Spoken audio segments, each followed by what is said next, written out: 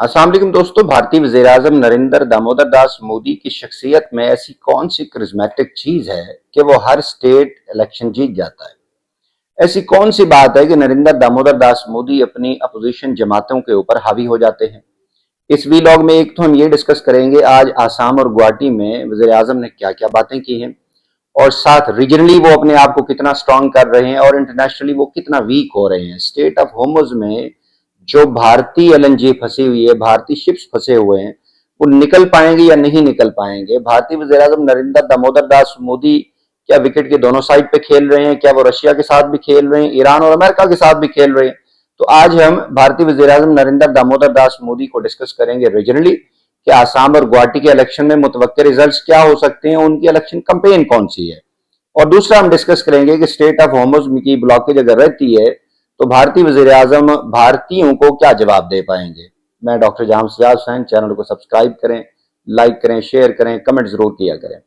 दोस्तों, आज भारतीय वज़ीर आज़म नरेंद्र दामोदर दास मोदी ने आसाम के अंदर जाके कोरकाझड़ में एक विजिट किया है। वहां उन्होंने बड़ा जबरदस्त भाषण दिया है और इंडियन नेशनल कांग्रेस भी मानती है कि भारतीय वज़ीर आज़म को भाषण देना आता है। और जेन्युइनली अगर मोदी के आप स्टेट लेवल के जितने भी भाषण है वो सुने तो आपको नजर आता है कि मोदी के कैलिबर का इंडियन नेशनल कांग्रेस में इस अंदाज से भाषण देने वाला बंदा कोई नहीं है। हाँ, मोदी के मुकाबले में एक बंदा जरूर हो सकता है, लेकिन उसका इतना कद काठ वो नहीं है। पार्टी के अंदर तो है, थोड़ा बहुत है। आम आदमी पार्टी में संजय सिंह, वो जिस अंदाज से पार्लियामेंट के फ्लोर के ऊपर भी बात करते हैं और मीडिया के साथ जब बात करते हैं वहां भी बड़ा लताड़ते हैं और मोदी के कैलिबर के लगते हैं। लेकिन मसला यह है कि पार्टी के अंदर उनका वो एक नहीं है, स्टेचर नहीं है। वो आम आदमी पार्टी का जो मुख्यमंत्री रहा है और जो आप सरबराह है, वो खुद नहीं चाहता कोई आगे बढ़े। तो नरेंद्र दामोदर दास मोदी जिस अंदाज से इस कैंपेन को लीड करते हैं वो मानने वाली है। और उसके बाद वो तैयार कर रहे हैं, उनका दोस्त है, यानी खुद गुजरात से उनका दोस्त है, उनको तैयार कर रहे हैं। और वो जाता है, अमित शाह जाके बात करता है, वो जिनका बेटा है वो जो विजय शाह है, वो जिस अंदाज से बात करता है जय शाह का अब्बा, वो बिल्कुल ठीक है। वो मोदी के बाद अपने आप को समझता है कि वो प्रधानमंत्री पद का एक सही उम्मीदवार हो सकता है। सहयोगी है या नहीं, अभी इसके ऊपर बात करेंगे बाद में। लेकिन आज इस अंदाज से उसने आसाम के अंदर जाके कोरकाझड़ में बात की है, यानी 47,500 करोड़ के प्रोजेक्ट्स का इनॉग्रेशन की है। गुवाहाटी में 19,000 करोड़ की है और इसके अलावा कुछ और भी किए। सिलीगुड़ी जो एक कॉरिडोर है उस पर भी बात की है, 4 लेन की भी बात कर रहे हैं। और उन्होंने यानी गुवाहाटी के अंदर जाके और वहां उन्होंने को पूजन शूजन भी की है, सारा वो जो एक करते हैं। लेकिन जो उन्होंने आसाम के अंदर बातें की है ना, वो सुनने वाली है। और इवन इंडियन नेशनल मीडिया जितना भी है, वो मेन स्ट्रीम मीडिया कह लें, इंडियन या गोदी मीडिया कह लें, मोदी के इस भाषण को उसको प्रोजेक्ट करना भी आता है। कांग्रेस अगर ये समझती है कि वो इसी रवैये के साथ मोदी को लताड़ जाएगी तो ऐसा हो नहीं सकता। देखिए, मोदी जब स्टेट लेवल पे जाके एड्रेस करते हैं वो स्टेट्स के मसाइल को समझ के जाते हैं। यानी जिसमें आप पहले देखें, नीतीश कुमार को उसने जितवाया और नीतीश कुमार को बड़े तरीके से आप कहा कि तुम राज्यसभा में आओ, तुम्हारी हेल्थ ठीक नहीं है तो यहां हम अपना बंदा लगाते हैं। ये उसका तरीका कार है और वो कर सकता है। देखिए, जितनी भी स्टेट लेवल के इलेक्शन हो रहे हैं तो वो छीनता जा रहा है, इवन कांग्रेस से छीनता जा रहा है। कांग्रेस के ऊपर जो नैरेटिव नरेंद्र दामोदर दास मोदी ने बिल्ड किया है, कांग्रेस सस्टेन नहीं कर पा रही। मैं हैरान होता हूं कि यार कांग्रेस के अंदर कोई नेता नहीं है सिवाय उसके। उन्होंने दो चीजें पकड़ी हुई हैं कि अदालत बिकी हुई है, इंडियन नेशनल कांग्रेस कहती है कि मोदी के सामने झुकी हुई है, और साथ कहते हैं ईवीएम मशीनों से वो जीत रहा है। अच्छा ठीक है, जीत रहा है तो इसका रद्द क्या है आपके पास? इसका मुतबादिल अल्टरनेटिव नैरेटिव क्या है? वो नहीं है उनके पास। वो कोशिश करते हैं, वो बहुत जबरदस्त अंदाज में कोशिश करते हैं कि मोदी को जो है ना रगीदा जाए। मोदी जिस अंदाज से स्टेट लेवल पे तैयारी करके जाते हैं, जो प्रिपरेशन करके जाते हैं, देखिए महिलाओं को एड्रेस करते हैं, खवातीन के जो मसाइल हैं बिल्कुल उनकी दुखती रग पे हाथ रखते हैं। और अगर किसी को पैसे चाहिए वो पैसे देते हैं, पैसे बांटते हैं। इनिशियली ही बांट दें, उन्होंने यही काम बिहार के अंदर किया था।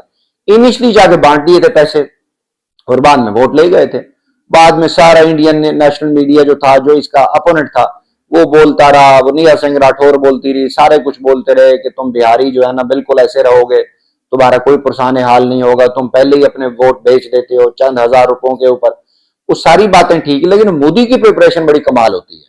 रीजनल लेवल पे मोदी एक नेता तो है, ये मानने वाली बात है। वो जाता है, लोगों के मसाइल समझता है। आज भी उसने जाके गोरखा जड़ में जाके उसने कहा, देखिए मुझे पता है जो जितने हजार को 10,000 बंदे उन्होंने कहा कि नौजवान थे जिन्होंने असला उठा लिया था, उनको मैं वापस ले आया हूं। उनकी माएँ कितनी खुश होंगी कि उनके बेटे वापस आ गए। अब साफ ज़ाहिर है ये बात बड़ी इंप्रेसिव है, लोगों को बड़ी अच्छी लगनी है।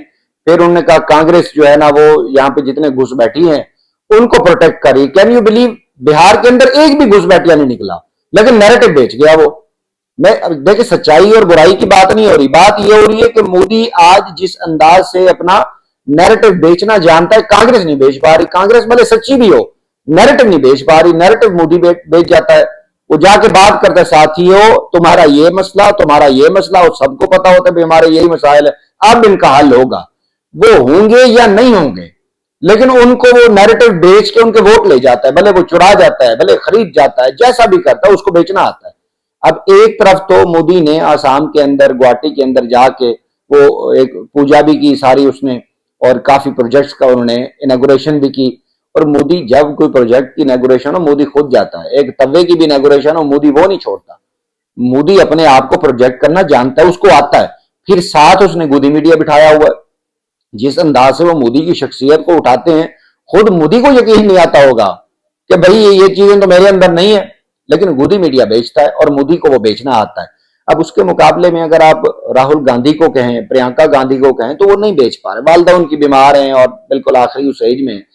तो लामहला उस कांग्रेस के अंदर ये दो बंदे हैं जो उस मरूसी सियासत को लेके चल रहे हैं। मोदी इसके ऊपर भी हिट करता है और मोदी के बाकी जितने भी वो सीएम्स हैं वो भी हिट करते हैं। अब कैन यू बिलीव, इसी आसाम के अंदर है जो इनका सीएम है हिमंता बिस्वा शर्मा, वैसे तो ये डॉक्टर है, पीएचडी है ये बंदा, लेकिन ये वहां पे जो मियां मुस्लिम है उसके खिलाफ इसकी एक बड़ी कंट्रोवर्सी चली थी।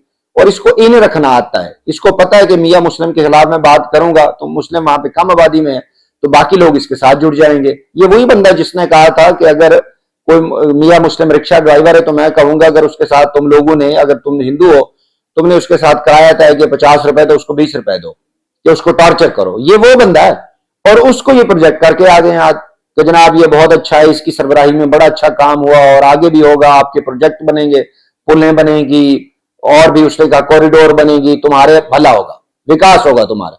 मोदी नैरेटिव बेच आया, कांग्रेस असेमिलेट करी। अब देखें और भी यहाँ पे पार्टियां हैं, इसी असम के अंदर रीजनल पार्टियां भी हैं और मोदी ने कोशिश की है उन पार्टियों को अपने साथ मिला, एनडीए अलायंस, डबल इंजन सरकार।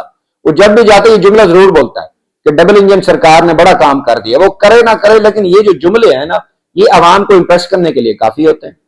तो मोदी ये बेच आया। अब कांग्रेस कोशिश कर रही है कि अपना को ग्राउंड ठीक कर पाए, लेकिन वो नाकाम हो रही है। यानी हर जगह पे जितनी भी स्टेट इलेक्शन हुए अभी तक नाकाम हुई है, मुंबई के अंदर, महाराष्ट्र के अंदर, बिहार के अंदर, वो नाकाम होती जा रही है। अब देखिए वो क्या होता है।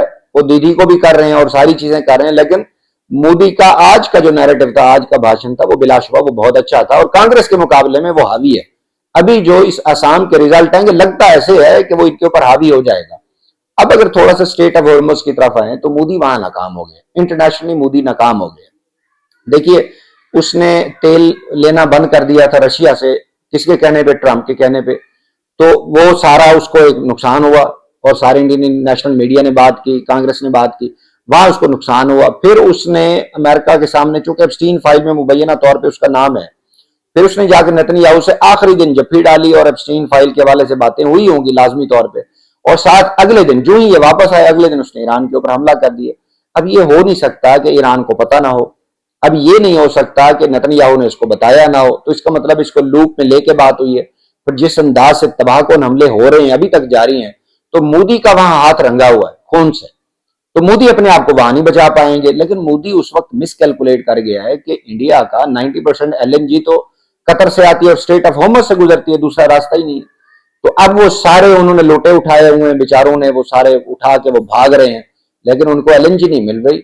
इस वक्त जो रेजिडेंट्स हैं इंडिया के वो तंग है, गैस नहीं मिल रही, चूल्हे बंद हो गए उनके। तो मोदी वहां नाकाम हो रहा है। तीसरी बार, एक दिन में तीसरी बार डॉक्टर जयशंकर बात कर चुके हैं अब्बास अरागची से, वो कहता है नो।